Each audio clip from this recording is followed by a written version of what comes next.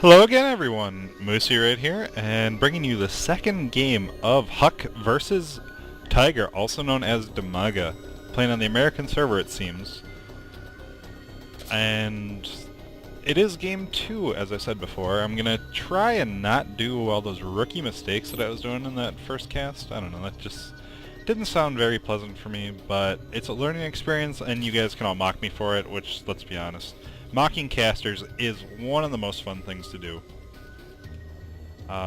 It's just so rewarding because you're like, hey, I could do that, and then a lot of people try, to be honest, and they fail. But, you know, some people do it, and some people do it better than the casters that they were mocking, and that's always a pleasant experience for the community. Maybe not so much for the caster, but, well, there's nothing too bad about it. We've HuK throwing down another forward pylon, so it looks like he might go for a possible fast expansion again. I believe this was kind of trademarked by... I don't remember who trademarked it.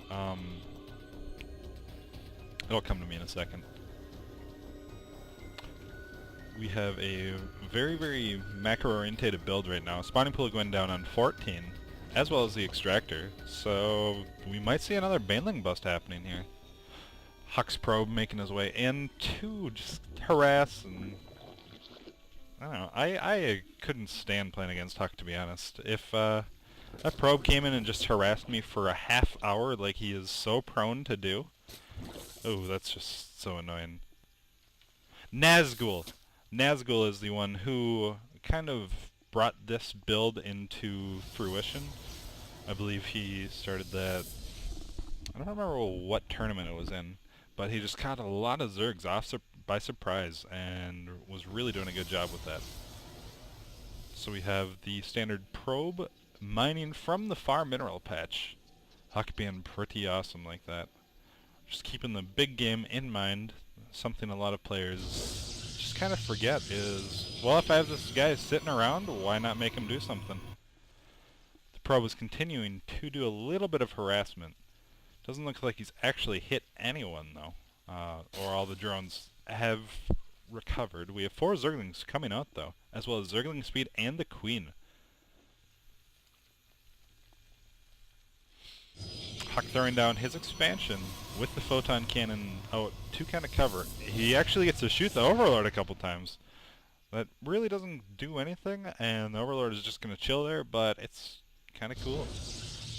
HuK finally throwing down a gateway, throwing it down a lot earlier than last time.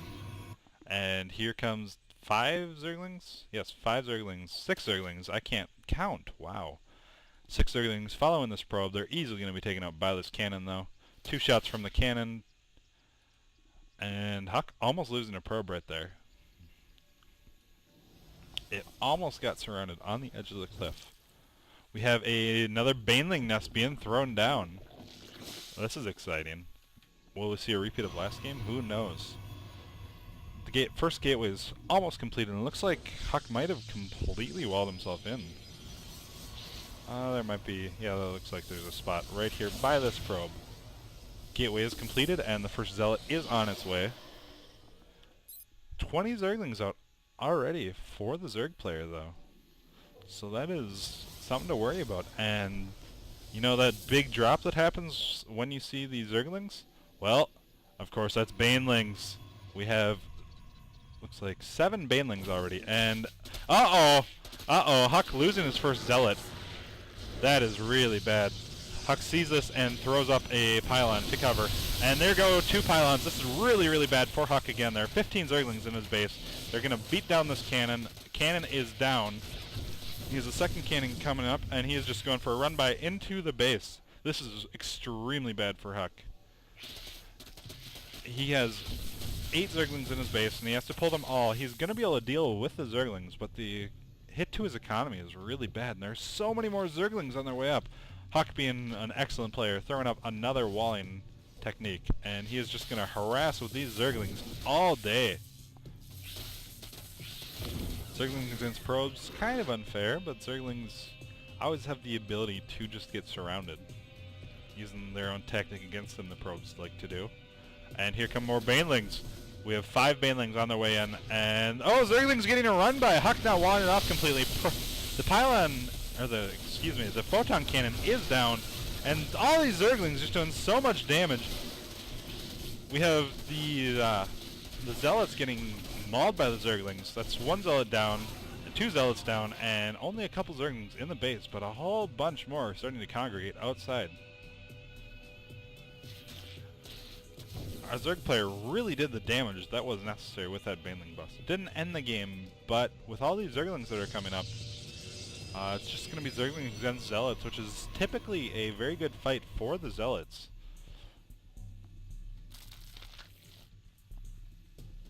Dimaga still has not gotten another probe beyond, or another drone beyond 14.